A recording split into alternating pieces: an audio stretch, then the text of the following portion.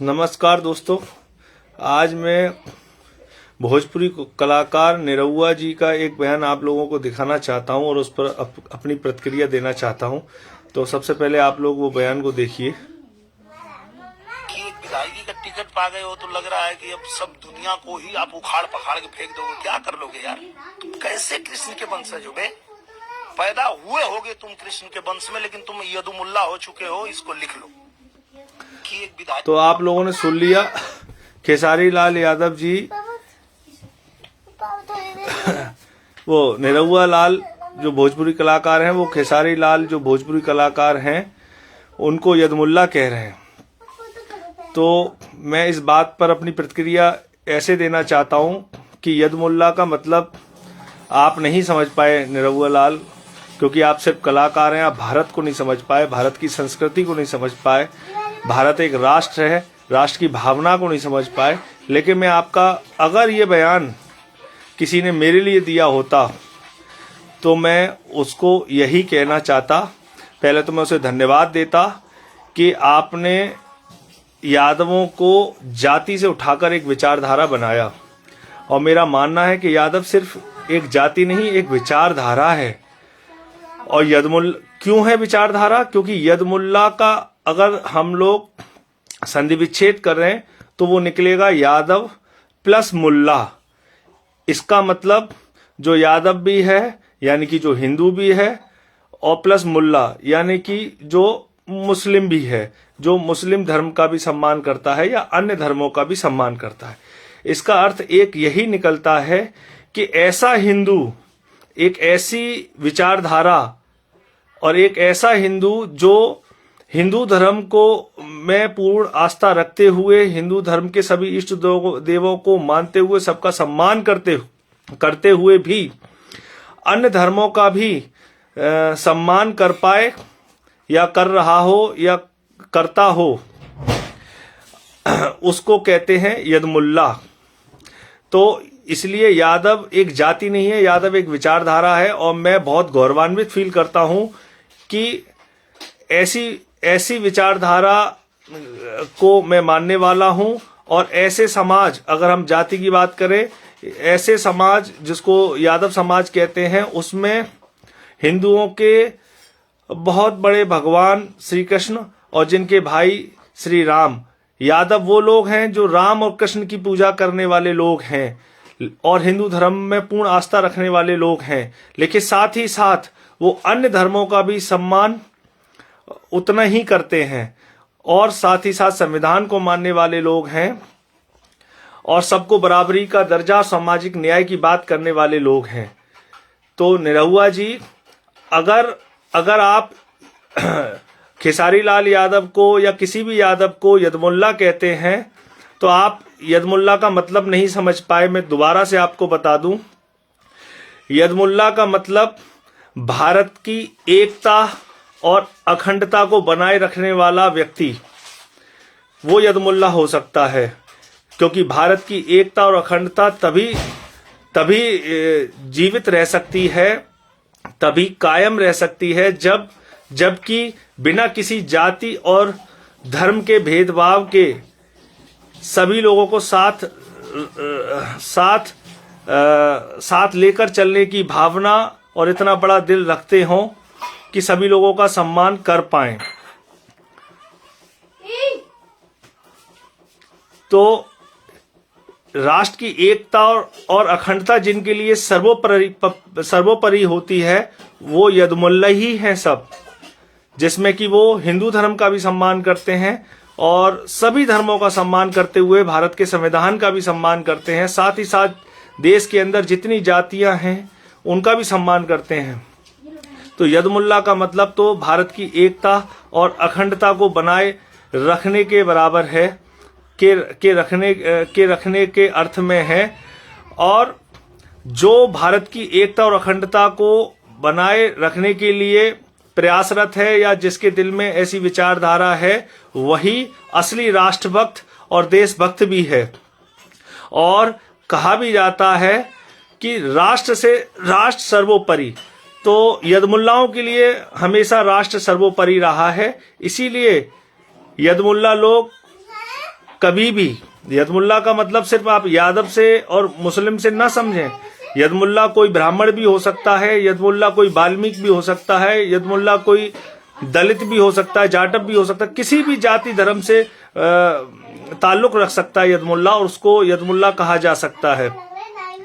क्योंकि जो भी व्यक्ति राष्ट्र को सर्वोपरि रखेगा, राष्ट्र की एकता और अखंडता को सर्वोपरि रखेगा, जो भारत की संस्कृति को सर्वोपरि रखेगा, क्योंकि भारत और सनातन की संस्कृति को सर्वोपरि रखेगा, क्योंकि हमारे देश की संस्कृति और हमारे सनातन की संस्कृति और हमारे बुजुर्गों की, सभी जाति धर्म के बुजुर्गों की संस्कृति और विचार यही रहे कि आपसी भेदभाव खत्म हो और हम सब लोग भारत की एकता, अपने देश की एकता अखंडता को बनाए रखें भाईचारे के साथ।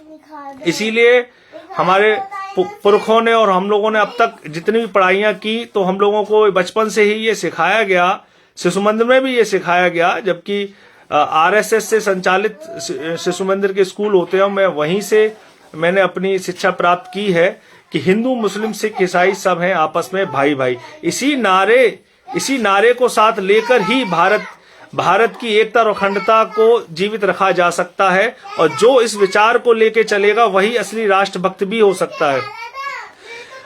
तो निरहुआ जी, आपने अपमानित करने के लिए समाज के लिए कहा, लेकिन समाज को इसमें अपमान महसूस नहीं हो रहा है, और समाज को अपमानित महसूस होना भी नहीं चाहिए।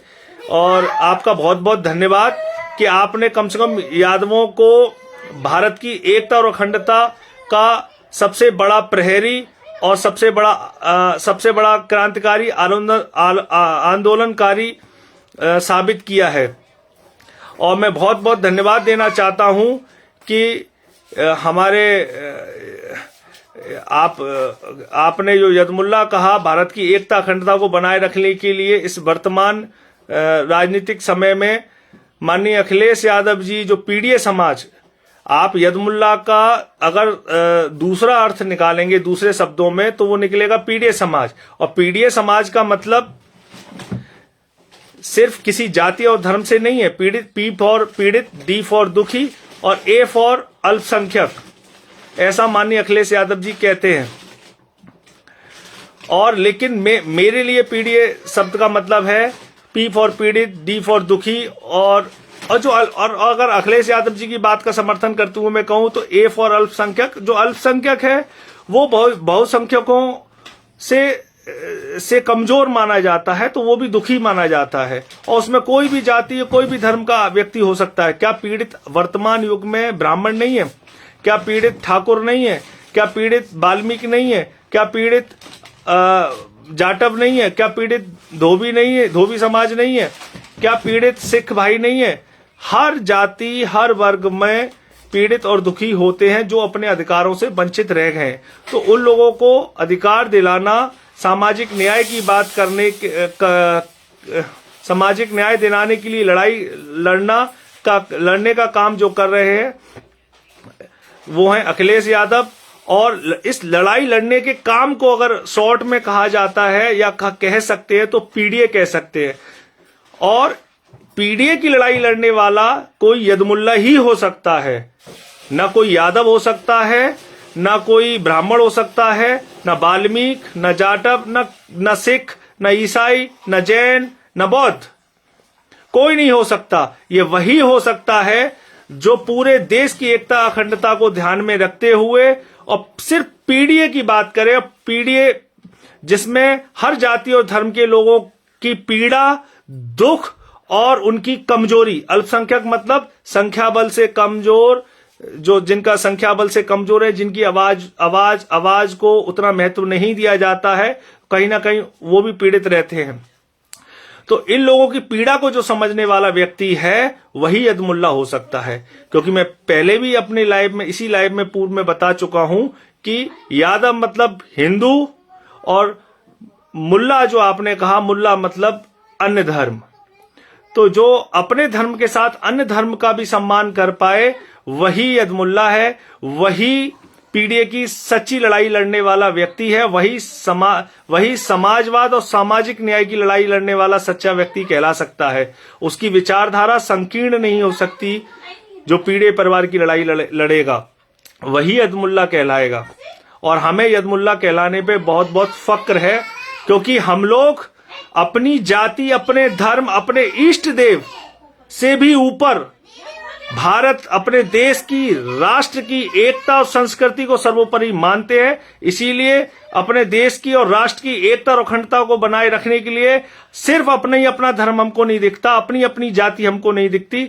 हम सभी जातियों और धर्मों का सम्मान बराबर से करते हैं और इस चीज पर हमको बहुत बहुत गर्व है। और इसी बात के साथ मैं अपनी वाणी को विराम देता हूं। जय हिंद, जय भारत। यदमुल्ला होने का मतलब भारत की एकता और अखंडता के लिए लड़ने वाला वह व्यक्ति, जो भारत की एकता अखंडता के लिए लड़ता है, वह हर व्यक्ति यदमुल्ला है। और जो भी भारत की एकता और अखंडता को सर्वोपरि रखना चाहता है, जो राष्ट्र की सेवा करना चाहता है, जो असली राष्ट्रभक्त है, उसको गौरवान्वित फील होना चाहिए और सबको यदमुल्ला बनना भी चाहिए। इसी बात के साथ मैं अपनी वाणी को विराम देता हूं। सभी लोगों को शुभ रात्रि, शंभा खैर। जय हिंद, जय भारत।